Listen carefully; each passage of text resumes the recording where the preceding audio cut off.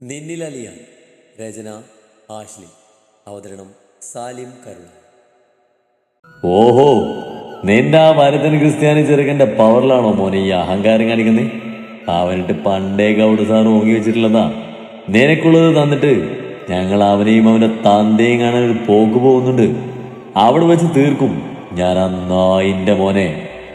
അത്രയും പറഞ്ഞത് ഓർമ്മയുള്ളൂ. അടുത്ത നിമിഷം ശക്തമായ എന്തോ കൊണ്ടുള്ള പ്രഹരത്തിൽ ആ പറഞ്ഞുകൊണ്ടിരുന്നവൻ മുഖമടിച്ച് നിലത്തേക്ക് പോയി. ആ അടി പ്രതീക്ഷ ശിവ ചിരിയോടെ സൈഡിലേക്കൊന്ന് നോക്കി. അപ്പൊ കണ്ടു ഒരു തേങ്ങാക്കൊലയും പിടിച്ച് മുഖത്ത് കത്തുന്ന കോപത്തിൽ നിൽക്കുന്ന അനുവിന്. പൊന്ന നായിന്റെ മോനെ, എന്നെ ചേട്ടായി പറയുന്നടാ നാറിനി. അലറി പറഞ്ഞുകൊണ്ട് നിലത്ത് കിടക്കുന്നവനെ നടു നോക്കി ഒരെണ്ണം കൂടി വെച്ചു കൊടുത്തു അനു. ആ അമ്മേ! താഴെ കിടക്കുന്നവൻ വേദന കൊണ്ട് അവന്റെ അമ്മയ്ക്ക് വിളിച്ചു പോയി. പെട്ടെന്ന് അവന്മാരിൽ ഒരുത്തൻ വടിയുമായി അനുവിനിട്ട് അടിക്കാനായി പാഞ്ഞെടുത്തതും ശിവ അവനെ ഒന്ന് നോക്കി. അടുത്ത് കിടന്നൊരു മുഴു തേങ്ങ ശിവ അവന് നേരെ എറിഞ്ഞു. ആ തിരുനെറ്റി പൊട്ടി ചോരയിൽ ചേറ് കൊണ്ടവൻ താഴെ വീണു. അത്രയും കണ്ടതും അവിടെ കൂടുപോകുന്നവർ പേടിച്ച് ജീവനും കൊണ്ട് അവിടുന്ന് ഓടിപ്പോയി. പറയടാ, ഇനി പറയടാ തേണ്ടി, ഇനി വേണോ നിനക്കൊക്കെ ഞങ്ങളുടെ കോറി? പറയടാ, എവിടെയാണോ ഒപ്പിടേണ്ടത്? പറയാൻ. ആന് കലിപ്പ് തീരാതെ നിലത്ത് കിടന്നവനെ വീണ്ടും വീണ്ടും തല്ലുവാണ്. അയ്യോ, ഒന്നും വേണ്ടായേ, പ്ലീസ്. ഇനി ഞങ്ങളെ തല്ലല്ലേ പെങ്ങളെ, എനിക്ക് നിങ്ങളുടെ ഒന്നും വേണ്ട, എന്നോട് പൊറുക്കണേ. അയാൾ നിലത്ത് കിടന്ന അലറിക്കാരൻ അനുവിനോട് അപേക്ഷിച്ചു. അനു മതിയടി. ശിവ അവൾക്കടുത്തേക്ക് വന്ന് ചിരിയോടെ അവളെ പിടിച്ചു നിർത്തി. എന്നെ വിട് ശിവേട്ടാ, രണ്ടെണ്ണം കൂടി കൊടുക്കട്ടെ ഞാൻ. പന്നി, അവന്റെ ചേട്ടായി പറഞ്ഞു കേട്ടില്ലേ? എന്റെ ശിവേട്ടന് നേരെയാ അവൻ തോക്ക് ചൂണ്ടിയത്.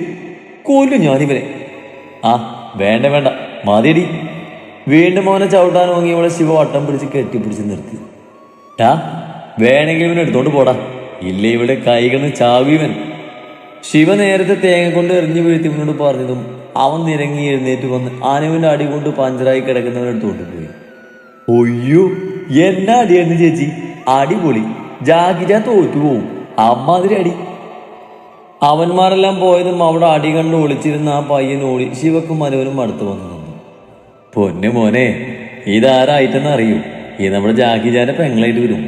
ഇതേ DNA ഗുണമാണ്. ജാഗിജാനൊന്നുമല്ല ഇവളുടെ ആങ്ങളുടെ മുന്നിൽ. ആരടി ജാക്കിച്ചോളി? അനുവിന്റെ തലയിലൊന്ന് കൂട്ടി ശിവ കളിയോട് അവളോട് പറഞ്ഞതും അവളൊന്ന് ചിരിച്ചു. എന്റെ കുഞ്ഞെ, ഈ കാർട്ടൂൺ കണ്ടിവിടെ ഇരിക്കട്ടോ, സാറങ്ങ് ഇപ്പൊ വരാം.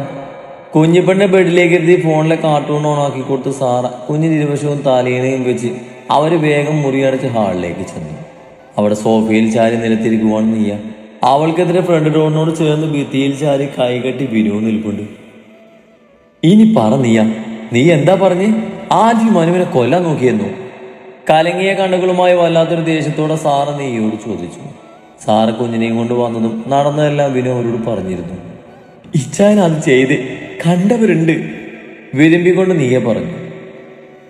എന്റെ അച്ഛനാണത് ചെയ്തത് നീ കണ്ടോന്ന് സാർ അവളോട് ചോദിച്ചതും നീ അവരെ മുഖം ഉയർത്തി ഞെട്ടി നോക്കി.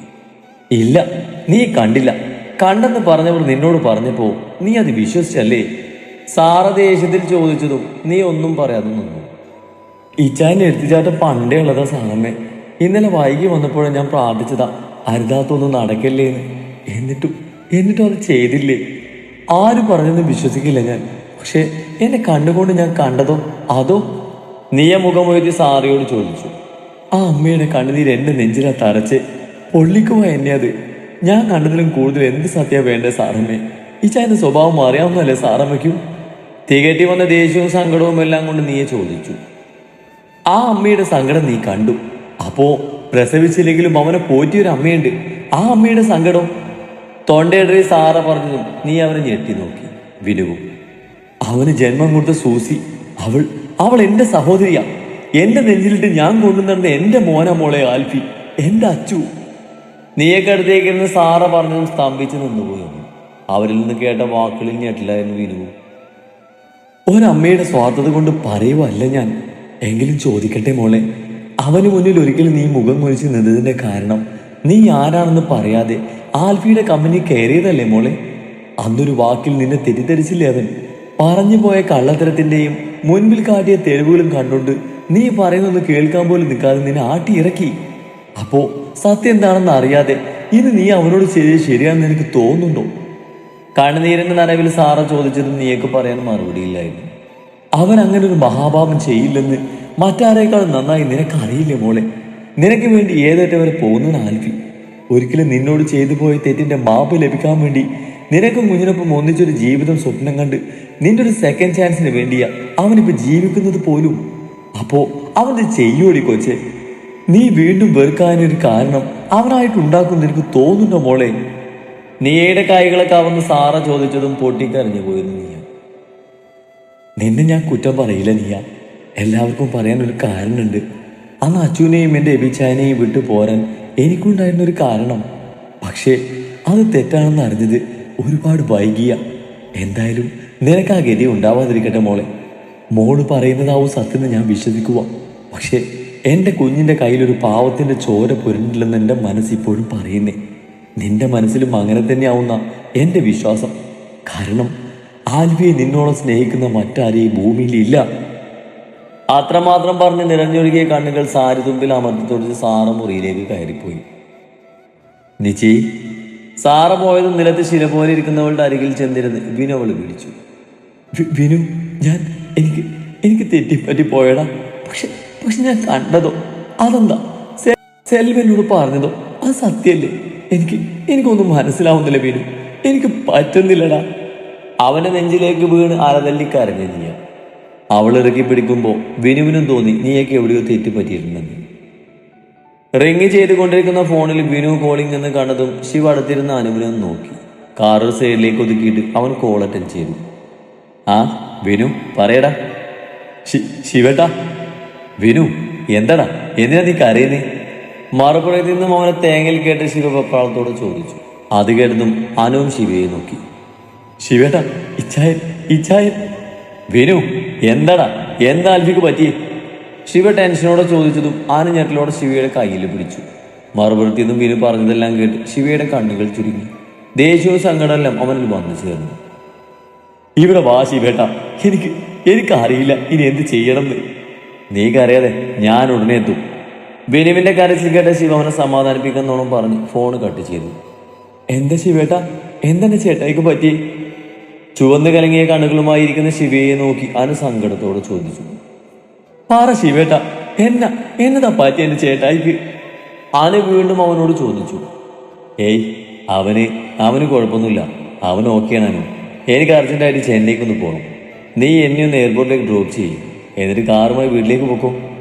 പറഞ്ഞുകൊണ്ടവൻ കാറ് വീണ്ടും സ്റ്റാർട്ട് ചെയ്യാൻ തുടങ്ങിയതും അനുവിന്റെ കയ്യിൽ പിടിച്ചു. നീ ഓക്കെ അല്ലേ? കണ്ണു നിറച്ച് അനു വീണ്ടും ചോദിച്ചതും ശിവ അവളെ ഞെട്ടി നോക്കി. എനിക്കറിയാം എന്റെ നീയ ചെന്നൈയിലുണ്ടെന്നും അവളെ ചേട്ടായി കണ്ടുപിടിച്ചിട്ടുണ്ടെന്നും ഒക്കെ എനിക്കറിയാം. ഇപ്പൊ ശിവേട്ടന് വന്ന കോള് അവരെ പറ്റിയാണ് അല്ലേ ശിവേട്ടാ? അവൾ വീണ്ടും ചോദിച്ചതും അവനൊരു നിമിഷം മൗനമായി. ഞാൻ വരാൻ കൂടെ. എന്റെ തെറ്റല്ലേ എല്ലാം. എന്റെ ദൂഷിച്ച മനസ്സുകൊണ്ട എന്റെ നീയേയും ചേട്ടായും പിരിഞ്ഞ് ഞാൻ അവളന്ന് ഇറക്കി വിട്ടി. അതുകൊണ്ട് ഞാൻ കൂടി വന്ന് അവളൊന്ന് കാണട്ടെ ശിവേട്ട. എന്തും ചെയ്യാൻ ഞാൻ. എനിക്ക് അവനൊന്നിച്ച് ജീവിച്ച് കണ്ടാ മതി, വേറൊന്നും വേണ്ട. വിരിമ്പിക്കൊണ്ട് പറയുമ്പോൾ വല്ലാതെ ചിലമ്പിച്ചു പോയിരുന്നു അനുവിന്റെ വാക്കുകൾ. അത് കേട്ട് ശിവയുടെ നെഞ്ച് വല്ലാണ്ട് നീറി. ആ കണ്ണിൽ നിന്നും ഒഴുകുന്ന കണ്ണുനീർ അവളൊരു വേദനയെ അവനെ എടുത്ത് കാണിച്ചു. നീ ആൽഫിക്കൊപ്പം ഉണ്ടാനും ഞാൻ അവർക്ക് അടുത്തേക്കാണ് പോകുന്നത്. പക്ഷേ അവരൊന്നിച്ചോന്ന് ചോദിച്ചാൽ എനിക്കതിന് ഉത്തരമില്ല. അതുകൊണ്ട് തന്നെ നിന്നെനിക്കിപ്പോൾ കൂടെ കൂട്ടാൻ പറ്റില്ല. ശിവത് പറയുമ്പോൾ അവൻ്റെ മനസ്സിൽ മുഴുവനും കുഞ്ഞിപ്പെണ്ടായിരുന്നു. പറ്റില്ല ഇപ്പം അനുവിനെ കൂടെ കൂട്ടാൻ. നീയുടെ കാര്യം അവൾക്ക് അറിയൂ. കുഞ്ഞിപ്പെണ്ണിനെ പറ്റി അനുവിനറിയില്ല. ആൽഫിയും നീയും ഇങ്ങനെ രണ്ടായിരിക്കുമ്പോഴല്ല അവൾ കുഞ്ഞിനെ കുറിച്ച് അറിയേണ്ടതെന്ന് അവന് തോന്നി. ശിവ കാറ് മുന്നോട്ടെടുത്തു. വണ്ടി എയർപോർട്ടിലെത്തും വരെ ഇരുവരും തമ്മിൽ ഒന്നും വേണ്ടിയില്ല. കാറിൽ നിന്നിറങ്ങി ബാഗും എടുത്ത് ചെക്കിങ് ചെയ്യാനായി അകത്തേക്ക് ശിവ പോകാൻ തുടങ്ങിയതും അനുവറ പിറകിന്ന് കൈക്ക് പിടിച്ചു. തിരിച്ചു കൊണ്ടുവരില്ല അവരെ? നിറഞ്ഞ കണ്ണുകളുടെ അപേക്ഷ പോലെ ചോദിക്കുമ്പോൾ ശബ്ദമിടയിരുന്നു അവളുടെ. അടുത്ത നിമിഷം അനുവിനൊരു കൈ കൊണ്ട് ശിവ ചേർത്ത് പിടിച്ചു. അവളുടെ നെറ്റിയിൽ അമർത്തി ചുംബിച്ചു. അനുവിന്റെ കണ്ണുകൾ അടഞ്ഞു. ചുണ്ടിലൊരു ചെറിയ ചിരി മിന്നി. അത് മതിയായിരുന്നു ആ പെണ്ണിന്. അവൾ ചോദിച്ചതിന് ഉത്തരമായി. ഒരു ചെറിയ ബൗളിലേക്ക് ചൂടുപാറുന്ന കഞ്ഞിയെടുത്ത് അതിലേക്ക് കുറച്ച് ഉപ്പിട്ട് നന്നായി ഇളക്കി സാറ. അതുപോലത്തെ നീയുടെ മുറിയിലേക്ക് നടക്കുമ്പോൾ കണ്ടു സോഫയിൽ കുഞ്ഞിനെയും ചേർത്ത് പിടിച്ചിരിക്കുന്ന ബിരിയാണി. ഉറങ്ങിയോ? ആ, നല്ല കരച്ചിലായിരുന്നു ഇത്രയും നേരം. അതാ ഞാൻ വെളിയിൽ കൊണ്ടുപോയി. പോയിട്ട് വന്നപ്പോൾ ഇറങ്ങി. വിനു കുഞ്ഞിയുടെ മുഖത്തേക്ക് നോക്കി തന്നെ പറഞ്ഞു. സാറത് കൈകൊണ്ട് കുഞ്ഞിൻ്റെ തലയിലൂടെ ഒന്ന് തഴുകി. നീ അവളെ റൂമിൽ കൊണ്ടുപോയി കിടത്തി വിനു, ഞാൻ നീക്കത്തിരി കഞ്ഞി കൊടുത്തിട്ട് വരാം. സാറ പറഞ്ഞതും അവൻ കുഞ്ഞിപ്പെണ്ണിനെ പൊതിഞ്ഞ് പിടിച്ച് പതിയെ എഴുന്നേറ്റു. ഫ്രണ്ട് ഡോറിലേക്കൊന്ന് നോക്കിയിട്ട് അവൻ റൂമിലേക്ക് പോയി. സാറ നേരെ നീയുടെ മുറിയിലേക്ക് പോയി. കഥക തുറന്ന് അകത്തേക്ക് കയറി.